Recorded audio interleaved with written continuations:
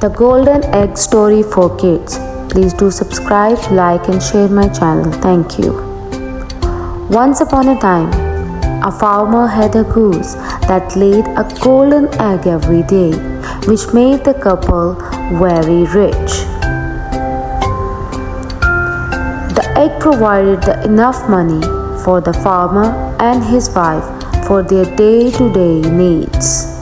The farmer and his wife were happy for a long time, but one day the farmer's wife got an idea and thought, why should we take just one egg a day? Why can't we take all of them at once and make a lot of money? Just think, said the man's wife, if we could have all the golden eggs that are inside the goose, we could be richer much faster. You are right, said her husband. We wouldn't have to wait for the goose to lay her egg every day. The foolish farmer agreed and decided to cut the goose's stomach for the eggs.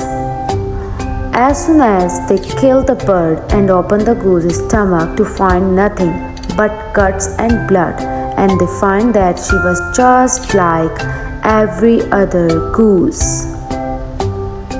She had no golden eggs inside of her at all and had no more golden eggs. The farmer, realizing his foolish mistake, and cries over the lost resource.